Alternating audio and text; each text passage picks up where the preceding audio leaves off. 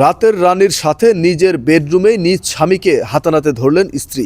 স্ত্রীর অভিযোগ সম্পূর্ণভাবেই অস্বীকার করছেন তার স্বামী। দর্শক, চলুন জেনে আসি সত্যটা কি, মূলত ঘটনাটা কি একটু আপু বলেন তো। এই লোকটার সাথে দেখতেছেন না, ওর সাথে বিয়ের পর থেকে একটা দিন আমি শান্তিতে থাকতে পারি নাই। প্রতিদিন ঝগড়া মারামারি হয়েই থাকে। আজকে সকালে সেম একই ঘটনা হয়েছে। তো মারামারি করছে অযথা, কোনো কারণ ছাড়াই মারামারি করছে। আমি চলে গেছি বাপের বাড়ি। বিকাল টাইমে দেখি মনটা একটু ভালো হয়েছে, তো ভাবলাম বাসায় চলে যায়। এরকম তো হয়েই থাকে সবসময়। তো আর সে একা একা থাকবে, মানে ওকে দরদ দেখাতে আইসা দেখি যে ওই মাইয়া নিয়ে বেডরুমে আছে। আমি ভাই যদি কিছু বলি যে আমাকে নিয়ে ঘুরতে যাও, আমাকে এটা এনে দাও, ওইটা এনে দাও, আমার এটা লাগবে ওটা লাগবে, বিশ্বাস করেন আমাকে একদম সহ্য করতে পারে না। কেন করতে পারে না, আজকে ঘটনা আমি পাইছি সম্পূর্ণ। ওই যে চোখের সামনে ধরা পড়ছে। আর ওই যে মেয়েকে নিয়ে এখানে আছে, ওই অন্য কেউ না, ওই আমার বান্ধবী, খুব কাছের একটা বান্ধবী।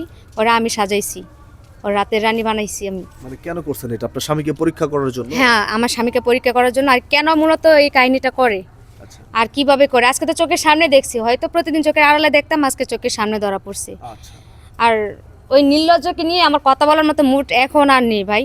আচ্ছা এখন এই যে ভদ্রলোক, আপনি যেই কাণ্ডটি ঘটালেন, এরকম একজন রাতের রানী নিয়ে আপনি ঘরে এসে তার সাথে সময় কাটাচ্ছেন আপনার নিজের বেডরুমে, এই বিষয়টা আসলে কি উচিত না অনুচিত? বিশ্বাস করেন ভাই, আমি এই মেয়েকে চিনিও না। আমি অফিস থেকে ফিরতেছিলাম, ও রাস্তার পাশে দাঁড়াইছিল। ওই মেয়ে আমাকে বলছে যে আমার তো বাড়ি ঘর অনেক দূরে, আমার আজকে থাকার মতো কোনো জায়গা নাই, তা একটা রাতের জন্য আমাকে একটু আশ্রয় দেন। ঠিক আছে, আমি সকাল হলেই চলে যাব। এই কারণে আমি এই মেয়েকে নিয়ে আসছিলাম। হ্যাঁ, এই জন্য তুমি, আমি আর তুমি যে বেডে ঘুমাই, এই বেডে ওকে নিয়ে শুইছো কেন তুমি? মানছি মেয়েটা বিপদে পড়ছে, এই জন্য একই বেডে তুমি কেন ঘুমাইবা? তা তো অবশ্যই, তা তো অবশ্যই। ভাই আসলে তো শোয়া তো অবস্থায় ছিলাম না। উনি আশ্রয় চেয়েছিল, আমার রুমে তাকে আশ্রয় দিছি। ঠিক আছে, তো আমার বউ যেটা বলতেছে একটু বেশিই বলতেছে ভাই। আচ্ছা, আমরা একটু এই রাতের রানীর কাছ থেকেই জানার চেষ্টা করি। আসলে আপনি যেই ভদ্রলোকের সাথে আজকে সময় কাটাচ্ছিলেন, উনি কি আপনার পূর্ব পরিচিত, বা আপনার এই ভদ্রমহিলা যেটি বললো সেটিকে সত্য? আপনি কি তার বান্ধবী? হ্যাঁ, অবশ্যই আমি ওর বান্ধবী।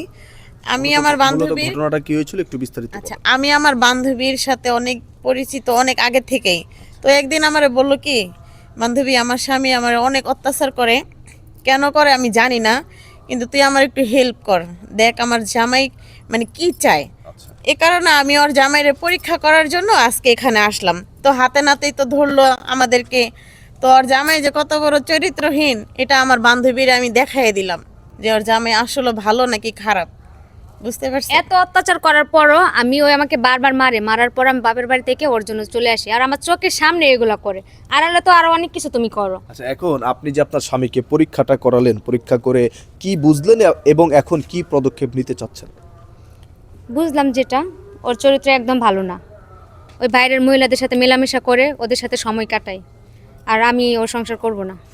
দর্শক, আপনারা দেখতেই পারলেন আজকের ঘটনাটি। মূলত বিষয় যেটি হয়েছে, এই ভদ্রলোক তার স্ত্রীর সাথে ঝগড়াঝাটি করে অন্যান্য রাতের রানীদের সাথে সময় কাটায়, রাজা হিসেবে নিজেকে দাবি করেই মূলত রাতের রানীদের সাথে সময় কাটায়। তো এই ধরনের চরিত্রহীন পুরুষ যারা আছেন, তারা অবশ্যই আপনাদের এই বদ চরিত্রকে ত্যাগ করে ভালো পর্যায়ে ফিরে আসুন। তা না হলে এরকম কপালে দুর্দশা ছাড়া কখনোই ভালো কিছু জুটবে না। শেষ সময় এই ভদ্র মহিলার মতো আপনার স্ত্রীও আপনাকে ডিভোর্স করে দিয়ে চলে যেতে পারে। সবাই ভালো থাকবেন, চরিত্র ঠিক করবেন।